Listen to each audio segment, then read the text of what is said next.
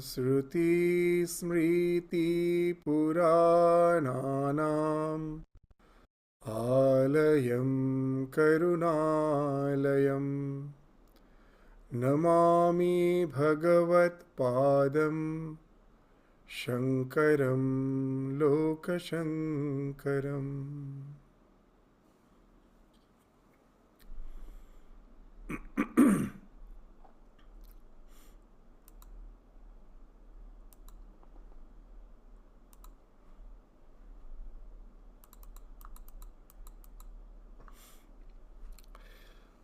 So in the last class we were studying the true nature of the self as has been described from verse 2012 to 2017, and we couldn't complete.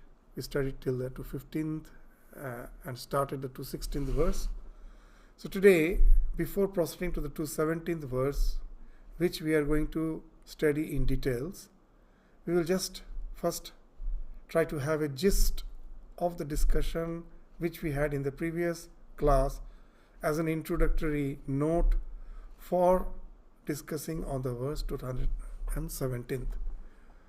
So after going through the first section of the Vivekachudamani, where we find with the help of analysis, the Guru was helping the student to understand that there are 6 layers of false identification with which makes us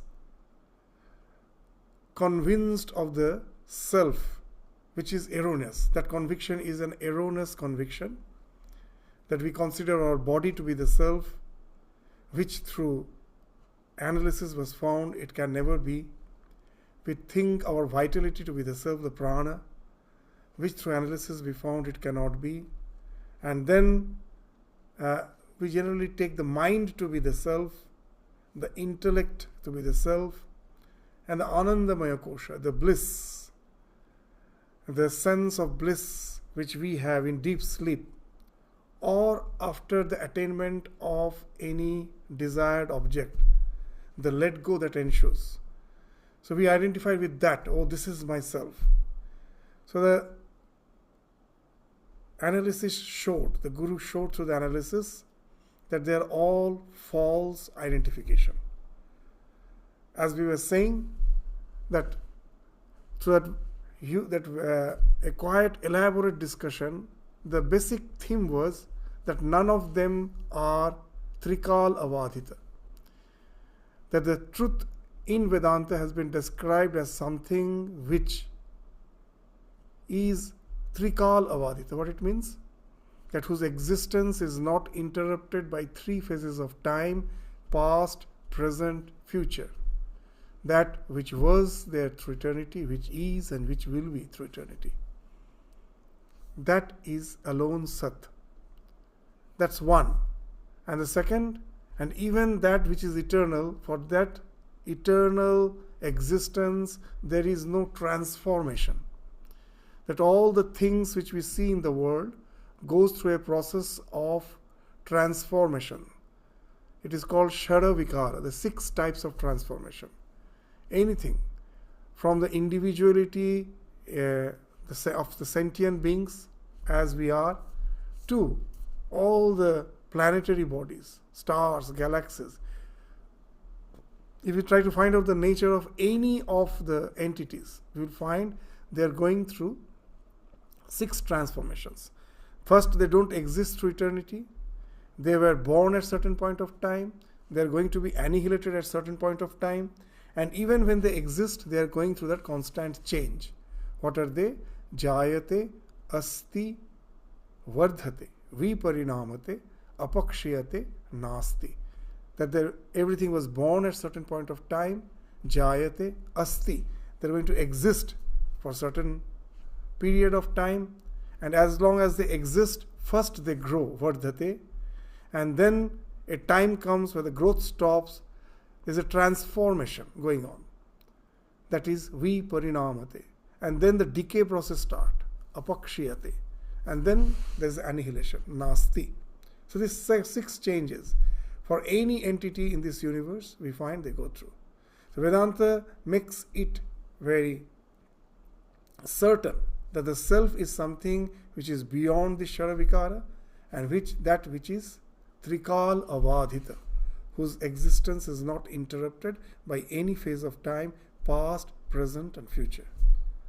So with these two criteria, when we try to find out that our sense of identity with the body, with the vitality, with the mind, with the intellect, with the blissful Chit, we found none of them are Satya in the sense that they are not Trikalavadita. Their existence is not there through eternity.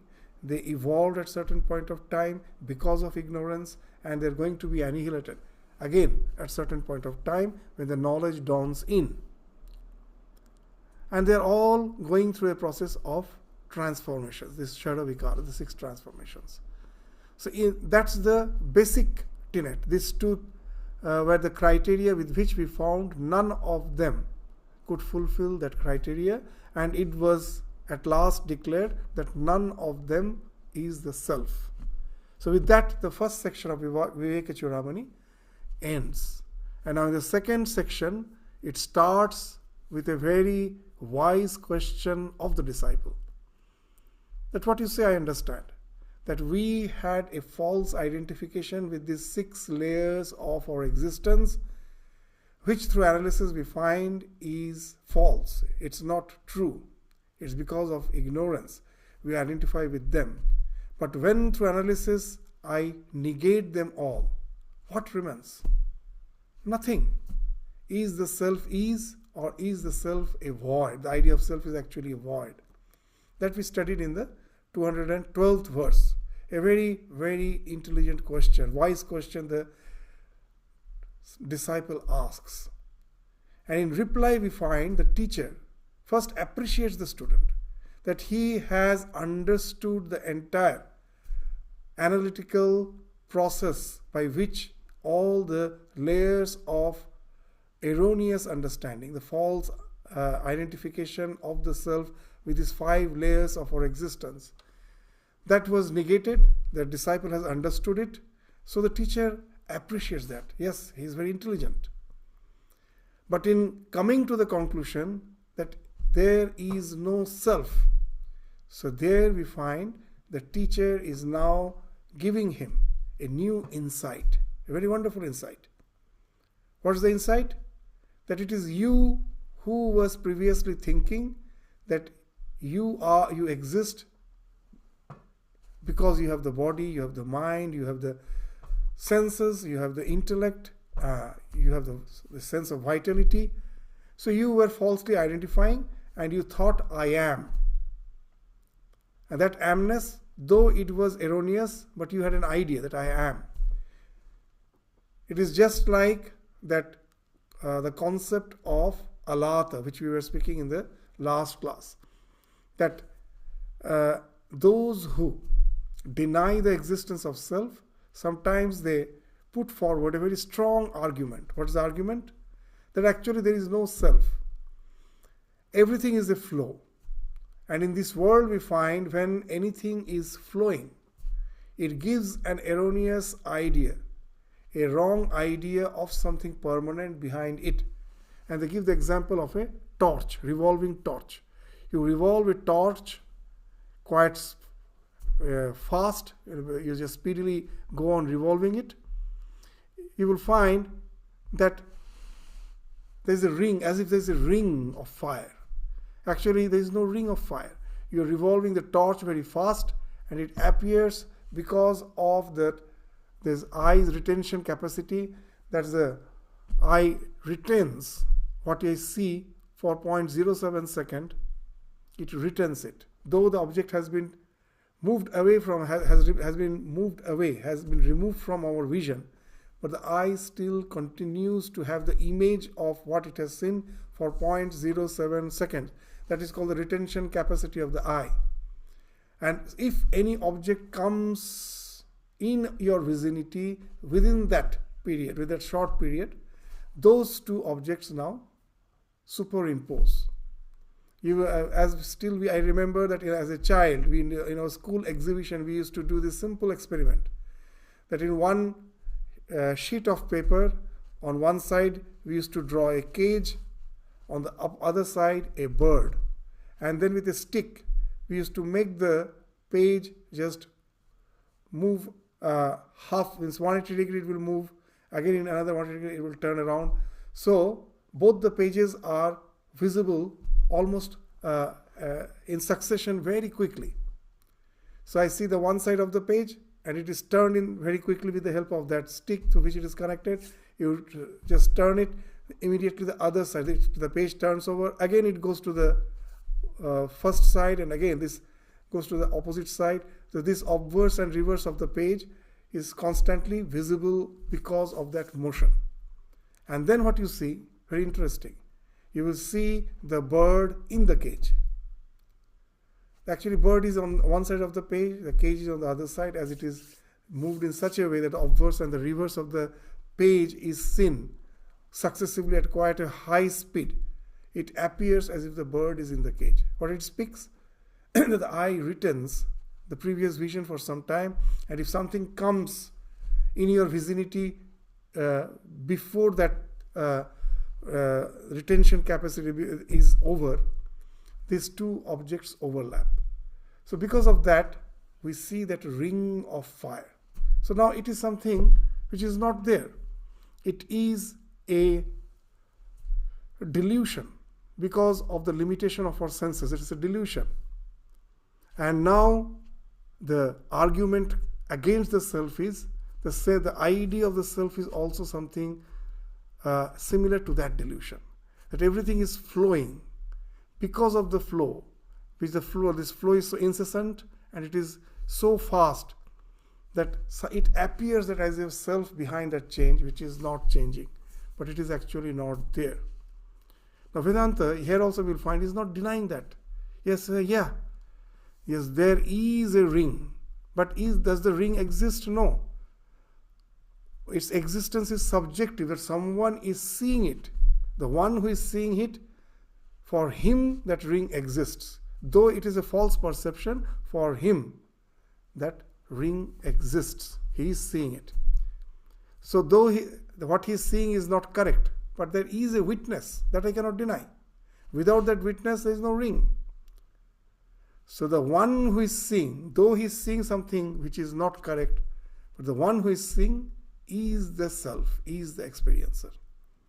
So here also we will find the same argument is used by the teacher after praising the student by saying that what you say is correct, that the idea of self is something which is false. It is not in any way identified with the body, not it is identified with the vitality, nor it is identified with the mind, nor with the intellect, nor with the blissful shit.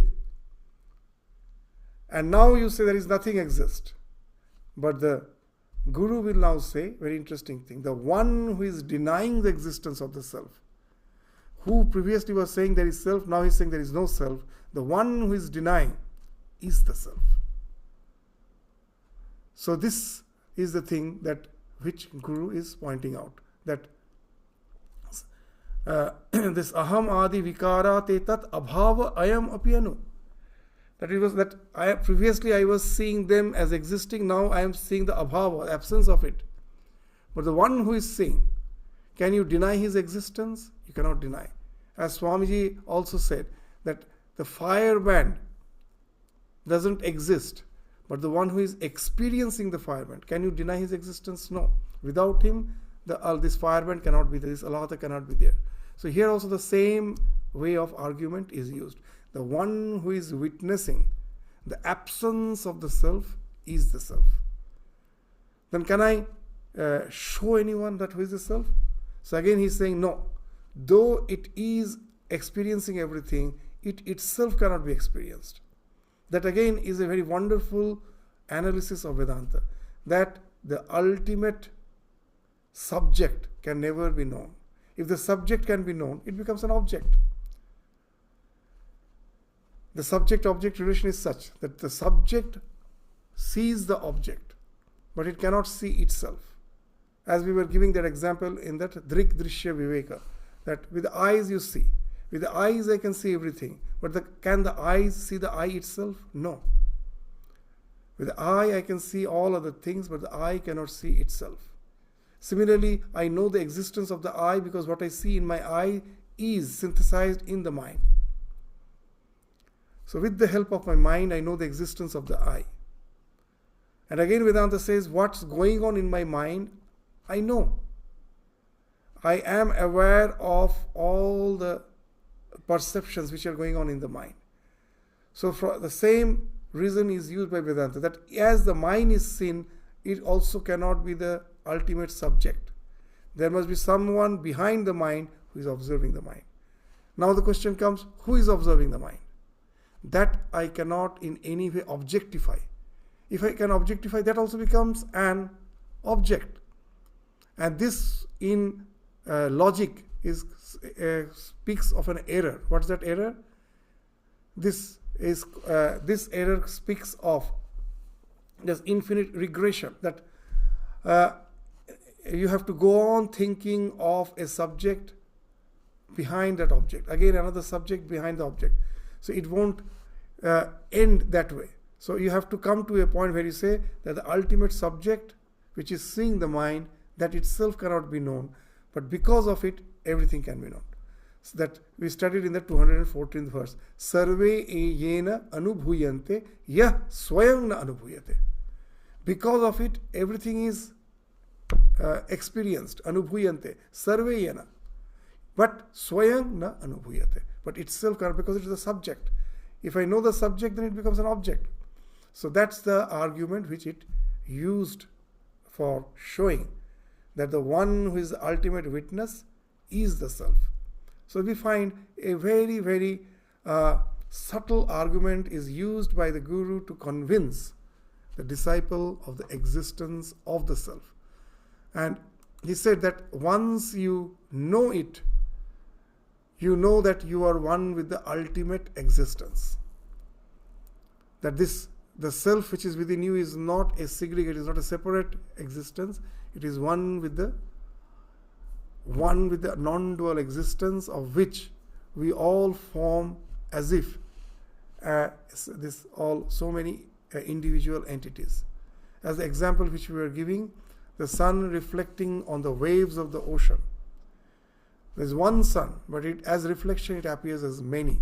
Each wave has one reflection. There may be innumerable reflection. As reflection it is many, but as the sun it is one. So the one appears as many. So when I go dive within, then what happens? At last, by negating everything, when I try to reach the self, it cannot be known as such an object.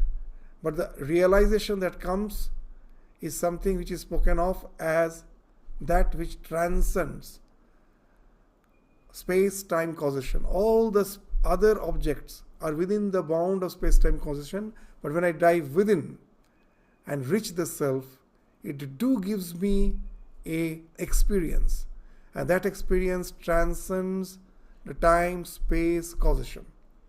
It's very difficult to understand, but with the help of some examples we can have an inkling of it. What's that example? See, am I aware of the existence of light? Can I see the light itself? No. Light is not seen. It cannot be perceived. But how do I know that light is? Because when it falls on an object, that object gets illumined. But it itself can never be seen. So similarly, the self, I can never know. But how I am aware of its existence? Because of the self, everything is becoming perceivable, even the thoughts of the mind. The sunlight doesn't illumine the thoughts of your mind. Who is actually illuminating the thoughts of your mind? There must be something which is not physical, like the sunlight, which is illuminating the thoughts of our mind. And again, it is when I am seeing the sun, it is actually just a particular wave in my mind that has to be perceived by someone. So the one who is perceiving all these pratyayas, there are two types of pratyaya. One is called idam. Idam means this. This is a pot, this is a table, this is a chair, all this external world which I am seeing, this idam, that's one type of perception. And another perception which is constantly, uninterruptedly going on within, that is I. When I try to dive within, it is something which is unceasingly going on. That I am having three states of existence. I am bound by three states of existence in this life. I can never think of any other existence beyond these three. What are they? Deep sleep state, then dream state, and waking state. The experiences of these three states constantly are changing. But can you deny that the experiencer is one? Do I ever doubt that the one who was dreaming is not the same person who experiences this world in the waking state? The experiences can contradict. When I wake up, I say, oh, what I was seeing in the dream, they're all nonsense. The experiences are contradicting. But can I deny the experiencer as one? Can never deny. It's the same. The one who was dreaming all those nonsense is the same person who is perceiving this world in the waking state. So that I is something which is unceasingly being perceived by us in all the three states of our existence. And the one who is perceiving that aham, I, is the self. It is very nice. He is not saying that the I, that perception itself is the self. Because it is something which is perceived. I am aware that there is a sensation of amness. I am aware of that. So that constant pulsation of I, that itself cannot be the self. But the one who is perceiving the I is the self. So that's how gradually we will find this. This is called the idea of tatastha lakshana. That there is that in the last class also we were indicating that how I become aware of the self which is not visible. But the thing which it is illuminating, because of that I become aware of the self. Just as a tree which is by the side of a river, most probably from my house I cannot see the river. Some guest comes and I say the river is nearby, and he says, where? It's not visible. And you say, just do you see the tree? Well, yeah, the tall tree I of course see. It is just flowing by the side of the tree. The tree is just on the bank, tata, on the bank. So by seeing the tree, that becomes a referral point for the river. Similarly, the entire world with whatever things you are seeing, behind that, these all becomes a referral point, the tata, for something which is behind that, who is experiencing this. So this is the idea. The teacher will now try to relate it to the student, so that he gets an idea of the self, which is the experiencer of all the experiences, whether it's of the body or of the external world. Whatever is going on, the one who is the experiencer of all these experiences is the self. So that's the idea in the 200 and the 17th verse, which we are going to study today. So what it says, very beautiful presentation. It is a very beautiful presentation of what the self is and where it should be realized. That we find that in the preliminary stages of our spiritual journey, we always try to look outside. Where is God? There, sitting in the heaven, somewhere outside. So in Vedanta, we find that through wonderful analysis, at last, they come to the conclusion, it is not far away. Here, iha. The self is something within. From within, he is experiencing the entire universe. So my indriyas, all the sense organs are like the watch, are like the binoculars. This body is a watching tower. The self is as if sitting within this watching tower, experiencing this panorama through the senses. If the senses are not there, then the external world is not in any way perceivable. These senses, what it experiences, we don't know. That converts all what it is, all the stimuli into the experiences, whatever we are experiencing. So that's the wonderful idea which we will find in the 217th verse. So now let's read the verse and then we will go to its discussion, that each and every line of this verse actually means. Jagrat swapna shushuptishu sfutatarang yah asau samujrimbhate pratyak rupataya sada aham aham iti antah sfuran na ekadha nana akara vikara bhaginah iman pashyan ahang dhi mukhan nityananda chidatmana sfuratitang vidhi swam etang hridi. So the Sanskrit is also wonderful, and the way the Shankaracharya, Bhagavad Pada Shankaracharya, the poetic way he's expressing is really something wonderful. What he's saying, Jagrat swapna shushuptishu sfutatarang ya asau samujrimbhate. So that which clearly manifests itself in the states of wakefulness, Jagrat, dream, swapna, and deep sleep, shushupti.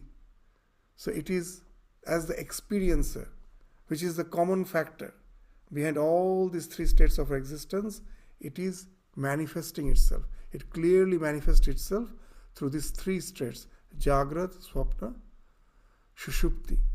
And then Pratyak Rupataya. So in these three states, two things are happening. Something I am experiencing through the senses by moving outward. Even in the dream, all the objects of dream is something with the mind is projected outside.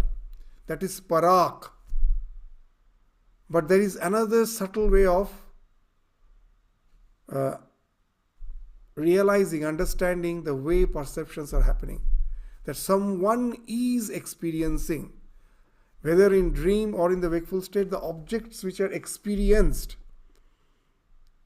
That's parak, and the one who is experiencing is pratyak. For that you have to dive within. Someone as if sitting within is experiencing. So that's why this word pratyak comes. Pratyak rupataya sada aham aham iti antah sfuran na ekadha. So which is inwardly perceived in the mind in various forms as an unbroken series of egoistic impressions, I. So very interesting way of putting the idea of self. That the constant, that idea that I is emanating from within. That I is something ekadha, that is of one form. As a small child, that sense of I was there. Now I have grown. As a middle-aged person, that sense of I is there. As an old person, the idea of I will be there. Our body is changing, our thought process is changing, everything is changing. But do we ever feel that the I as a child is different from the I as a young man, or the I as a middle-aged person, or the I as an old person? It's the same I. The same I, that experience is always there. Though the body is changing, our thoughts are changing, everything is changing. But I think something behind that, which is having that sensation, that I, that is ekadha. That is something which is unchanging. But again it is saying this nana, but it takes nana akara vikara. What it means, now it is saying that it is unchanging. In the next line it will say nana akara vikara bhagina. It takes various forms. Yes, that I is something unchanging. But as a small child, that I was related to what? It thought just to have toys and the chocolates is the be-all and end-all of my life. So that idea, has it not changed? As we grow, don't we think that these ideas were childish? Our ideas, I think, now is much more mature than what I used to think as a child. So now that I is unchanging, but everything related to that I, all the concepts which we are developing, the way we are perceiving the world, the way a small child sees the world, as an adult, our perception changes. The perception changes. So constantly, our perceptions are changing, our concepts are changing, everything is changing. But behind that, the idea of I is the same. So that's the thing. First they're saying that as a pratyak rupa, if you dive within, then you find something as emanating as aham. And that is something ekadha. But all the things which are related to that I, that is again constantly transforming. Nana akara vikara bhagina iman pashyam ahang dhi mukhan. And all the things which are changing, they all has emanated from that ahang. From the ahang, everything is emanating. All the things which is emanating from the aham, they are changing. We will come to the discussion, what it actually means. It's something wonderful way Shankaracharya is describing the idea of self which is within.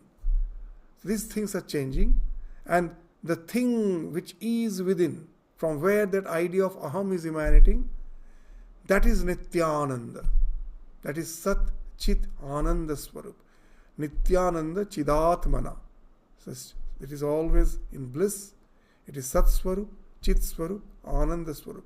Sfurati, that from that Chidatmana, which all this idea of aham that is emanating, and from that idea of aham, with that still which is unified, from that the things which still further emanates, they are of varied forms.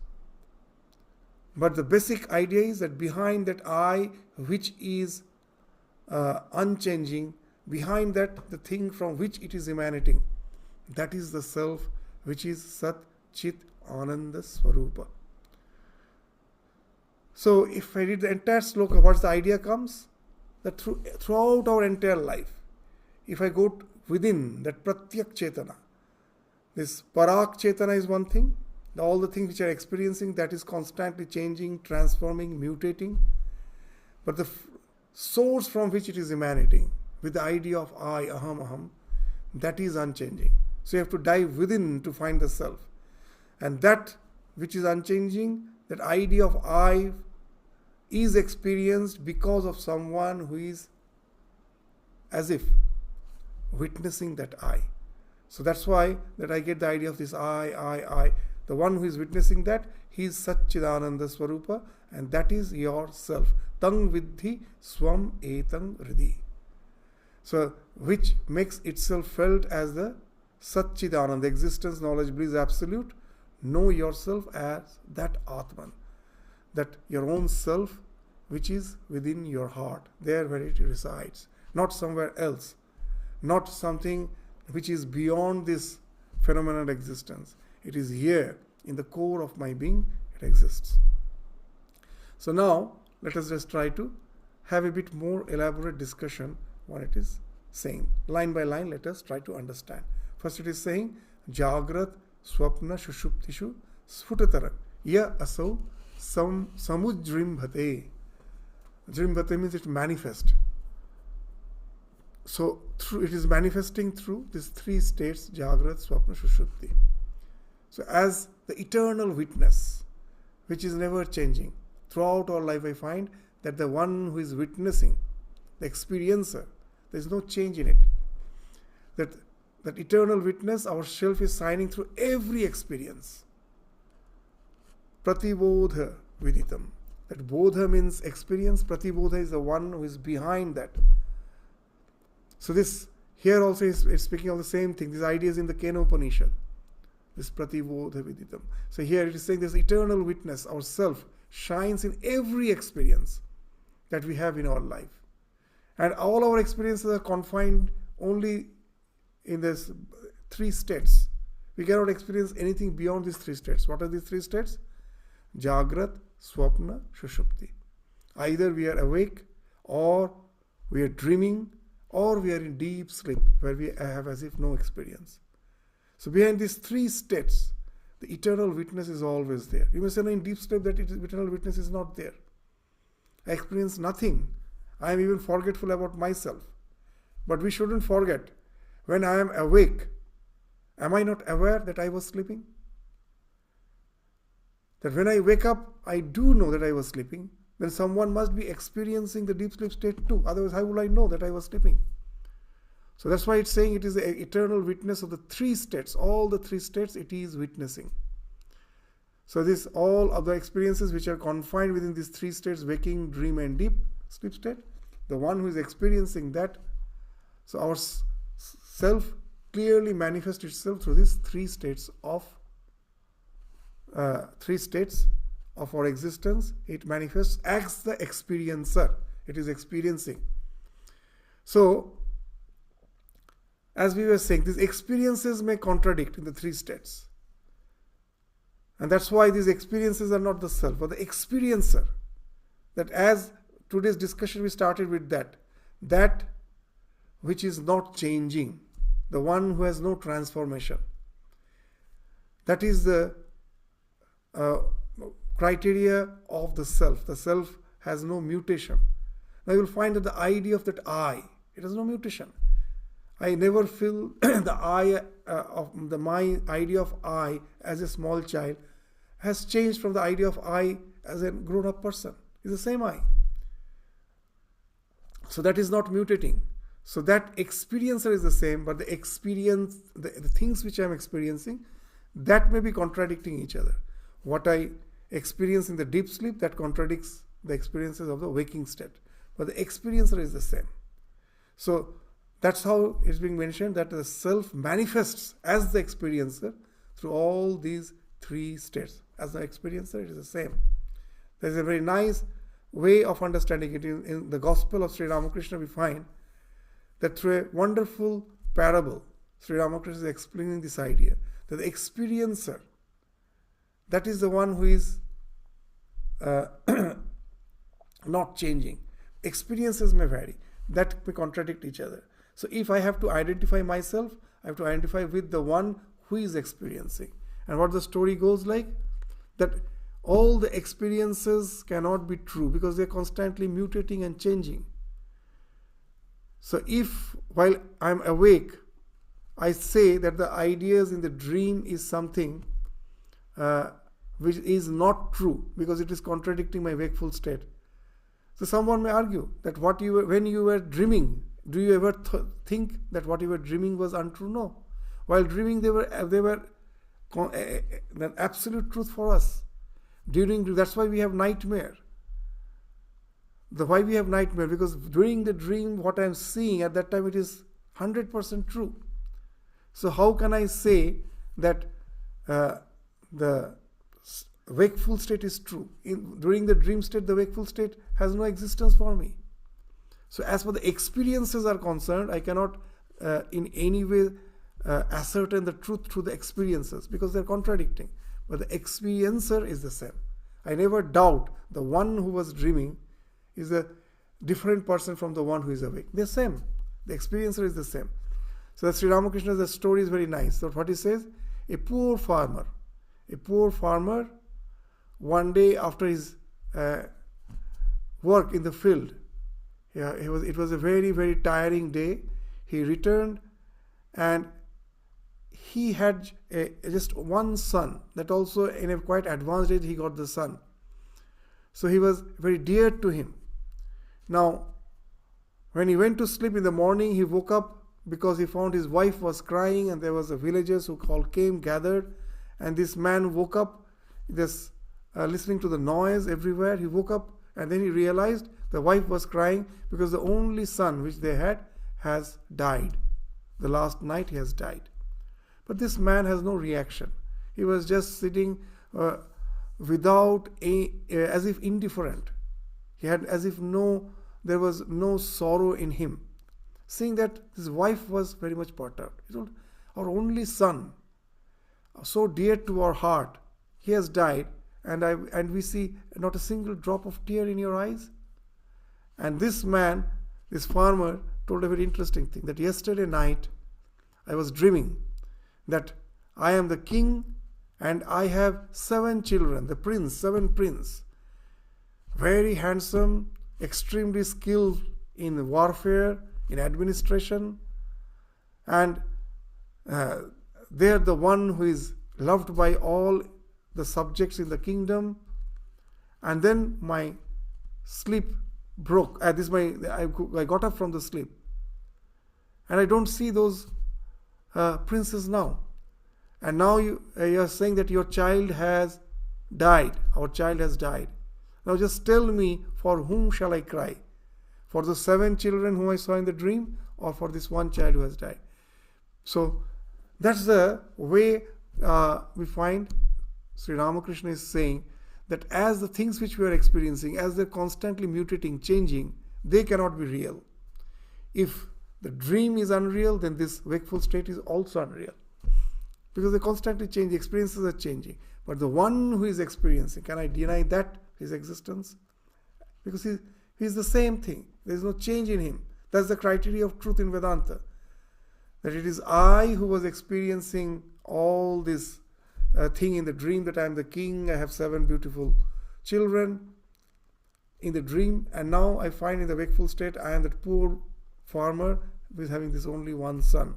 These experiences have changed, but the one who was experiencing is the same, and the one who is behind that, experiencing all those things, must be the self, because that is not changing.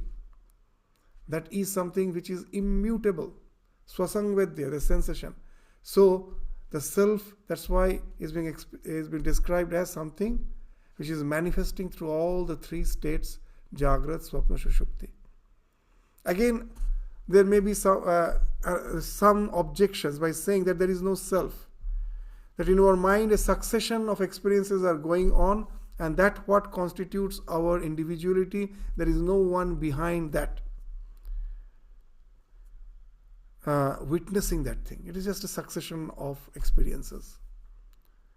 And then again, there is a nice way of understanding that without one who is experiencing, I can never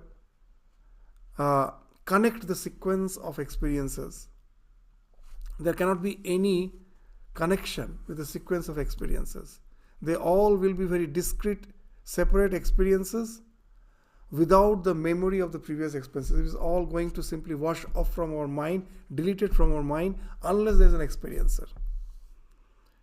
And the argument behind it can be very understood with the help of an example. We will give an example with which, instead of going into the language, because the language can be quite technical and complicated, let us try to understand with an example. That suppose in a room, this is the shrine room where I am sitting now, from the morning, say from morning 9 to 9:30, someone came. Let us call Mr. A. A person called A came, and he came here and he was meditating from 9 to 9:30. Then he left. At 9:30 he left, and from 9:30 to 10, no one was there. And then again from 10 to 10:30, another person, say B, came, and he came and he thought of chanting some stotras. He was sitting and chanting. And then again, for some time no one was there, and then again some person came, and now he started doing the ritualistic worship there. Now if A alone was there, and then again B alone was there, and again C alone was there, would anyone could have known that A was there for a certain time, and again there was no one, and again B came, he also left, and there was no one for some time, and again C came? There cannot be this. All these experiences cannot be related. But we do relate our experiences. That I was experiencing something in dream, and then in deep sleep no experience was there, and I wake up from my dream state, and whatever I experience is something different from what I was experiencing in the dream, and I can correlate them, that it is I who was experiencing. So in that example, they say no one can ever correlate that all these experiences, that A was here, then no one was there, then B came, then again no one was there, then C came, and what A was doing is something different from B, and what B was doing was something separate from C. All this cannot be correlated unless someone was sitting in the shrine throughout the period witnessing what's happening. That suppose a person D, now you think, he was sitting all through. He saw that A came, he was in the shrine from 9 to 9:30. Then no one was there from 9:30 to 10. Then again B came from 9:30 to 10. And then from 10 to 10:30 no one was there. And again from 10:30 to 11 the C came. A, when he came, he was meditating. When B came, he was chanting. And when C came, he did the ritualistic worship. And D is the one who witnessed all those things. And it is only D who can correlate all these things. So that's another way of argument of saying that unless you think of one who is as a witness, as an experiencer, you can never correlate all your experiences. They all will be discrete, separate experiences without any sequential memory of them. So that's the another way of understanding that there is a self behind all these three states of experience, and it is always manifesting through these three. This samujrimbhate, it is always manifesting. And then what it says, how it is manifesting? As something within, pratyak rupataya, being the innermost core of our being. From there, as if this idea of witnessing comes. The witness is sitting within me as if experiencing. So it is different from what is called pratyak, as we told. That we have these two types of experiences. The experience of the world, that is idam, this, that. And another experience is aham, that is coming from within. So that's why it's called pratyak rupataya. And then the next line is sada aham, that pratyak from within, what that way it is experienced, when we are experiencing that which is coming from within, in the form of aham iti antasfuram ekadha, that constant, that same, that one type of that experience, that vritti, in the form of I, it is constantly emanating. But once it is emanating, then it takes various forms. Nana akara vikara bhagena iman pashyan ahang dhimukhan. It starts from ahang, and then as it manifests through all our activities in life, it takes various forms. What it is saying? That ego is the nodal point of all our succeeding evolution. That even, that in yoga they say that because of ignorance, the ego comes into picture, and once the ego comes into picture, we find the other kleshas. What are the kleshas? Raga, dvesha, abhinivesha. These three kleshas come from this ego, asmita. In Sankhya they call it asmita, in yoga they call it asmita, in Vedanta it is called ahankara. So from there it is emanating. To understand that how they become varied. That is example which we give again and again. That a small microbe which I am watching through that petri dish, what I will see?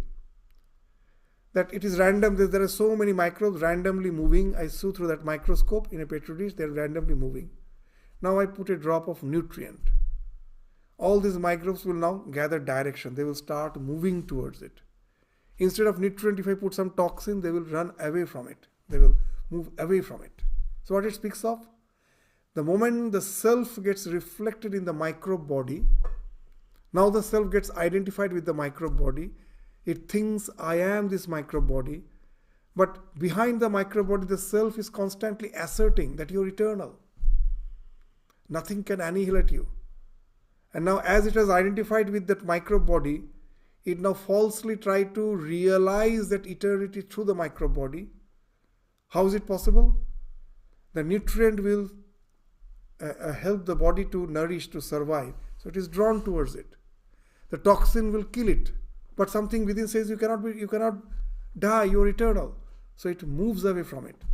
Now as it is identified with the body, it takes the echo of the self, which is constantly saying you are eternal. And it is deluding by thinking that the body is the self, and it wants to realize the eternity through the body. And now you will find that varied type of reactions are coming. For something which is favorable, it is developing raga, attachment. For something which is not favorable for its existence, it is developing dvesha, abhinivesha, fight and flight response. And this results in innumerable mental modules in the process of our evolution. That for each stimuli there is a particular response, and that has got stored in our memory, and they are all linked to that ahang, ego. And they are varied, many. So now you will understand that aham is something which is the nodal point, which is ekadha, which is same, that I is not changing. But all our experiences are so varied. We're constantly evolving. Why? Because of all those mental modules which has evolved by our interaction with the external world. A particular stimuli results in a particular response, and that has got something stored in our mind, saved in our mind. Whenever there's an external stimulus, immediately our mind will respond in a particular way. That because of the ego, we think it is the ego who is deciding, but the ego is not deciding. Actually, the external circumstances that decide which mental module will get activated. It decides, this external circumstance decides among all the mental modules. A particular module will get activated.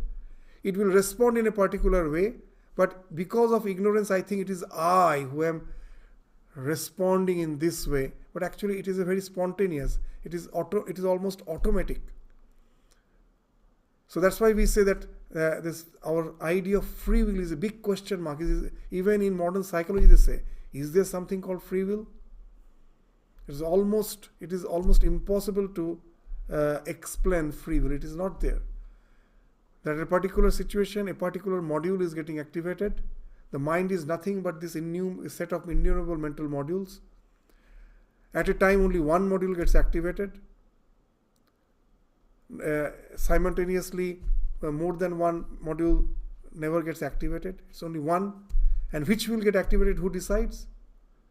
Not the aham. We think it is the aham which is deciding. It is connected with the aham. Because of aham, it has been created, it has evolved. But it is not the aham which decides.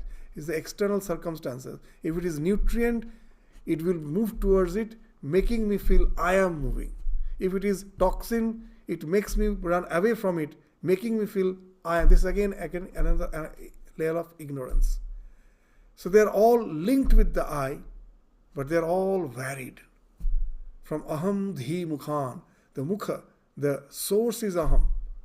But as it evolves through this process of life, through the process of transmigration, it actually goes on evolving so many innumerable mental modules, each having its fixed stimuli response conditioning, and that's how, as per the circumstances, as per our state in which I am of our life I am existing, these responses are so varied and so multifarious.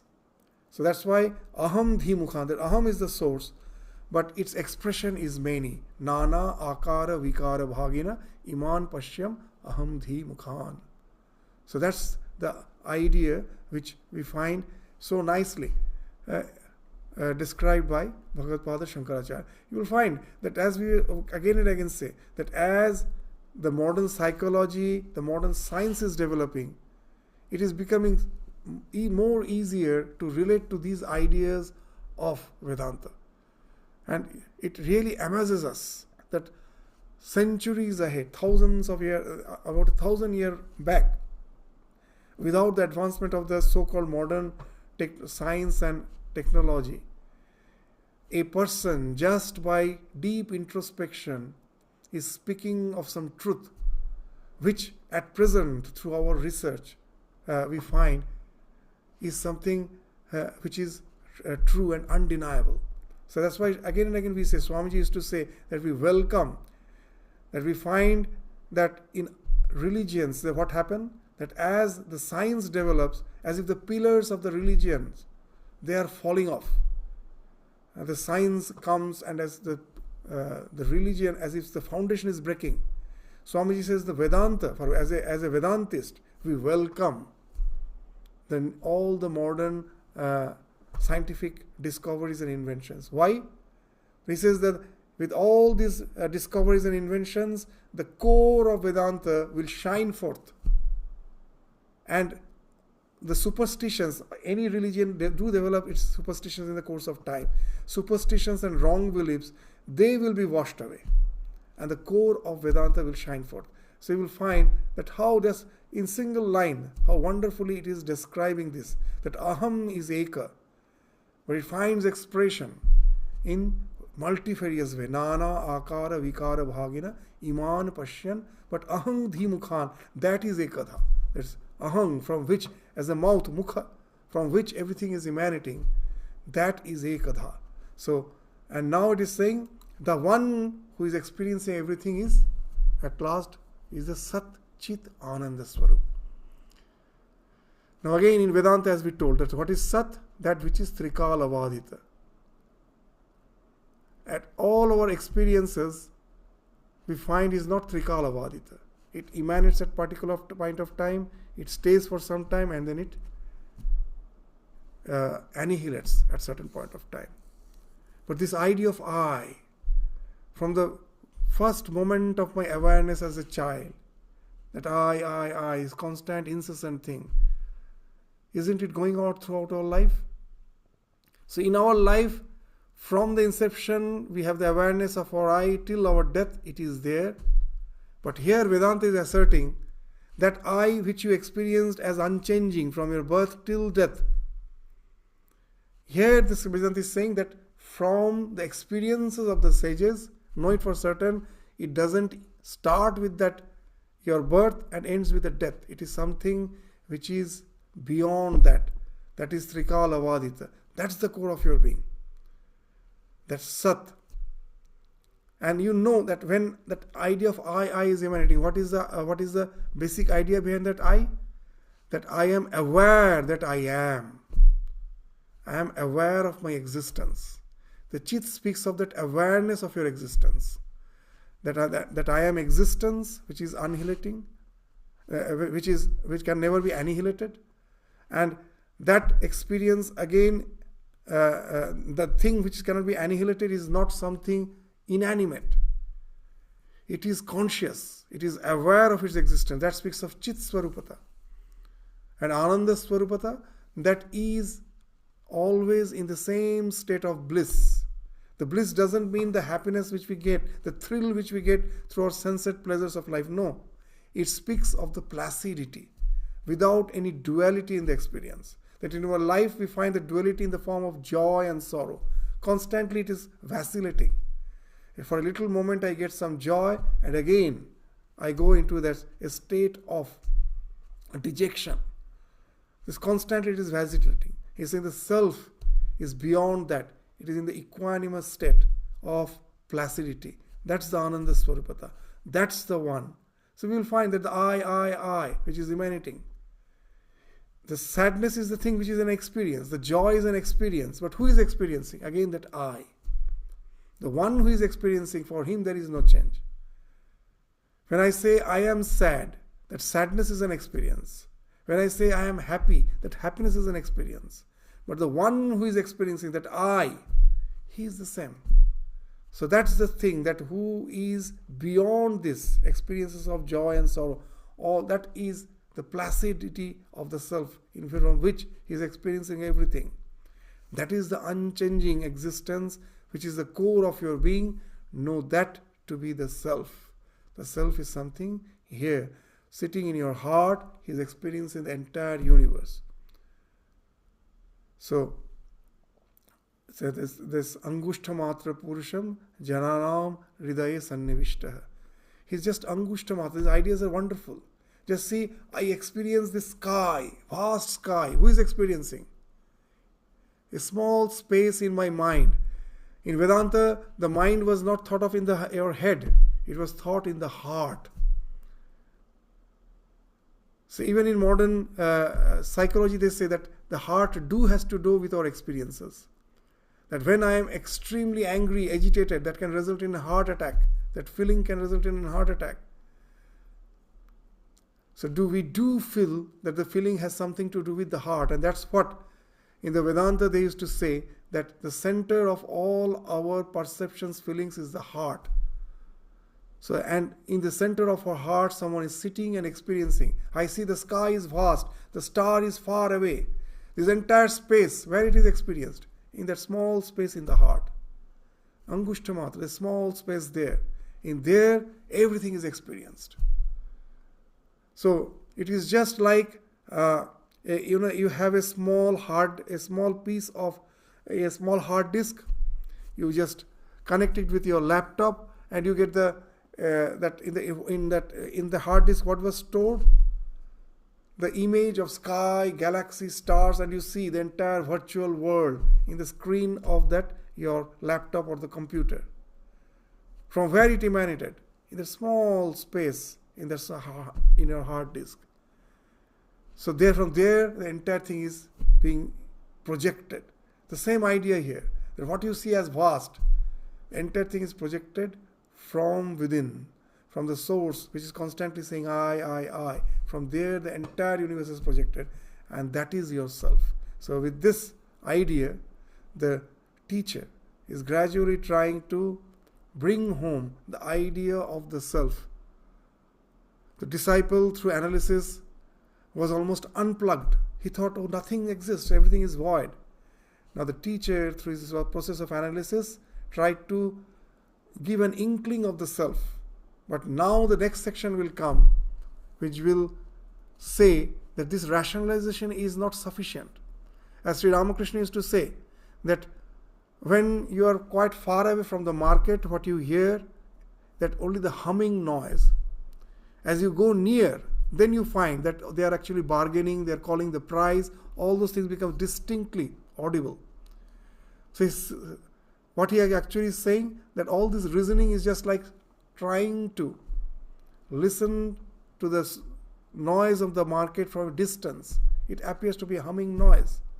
The idea is not clear. So with so much of subtle analysis, after that the teacher will say that all this analysis is just why? To give a feeling that there is something called a self. So once you are convinced, then that process of nididhyasana is important, that diving within to realize the self. When you realize, then the knowledge becomes something which is complete. It is something like the distinct sound of the marketplace when you go near it. It is something complete. You have perceived something. So after this, the teacher will gradually take the student and will motivate the student to that process of deep introspection, by diving within, so that the thing which he has rationalized and got a superficial idea of it, that he realizes the core of his being as a self and self alone. So that's what the Vivekachudamani will do in the succeeding verses, which we will take up slowly in the next class. So with this, we stop our discussion today. Thank you all. Namaskars.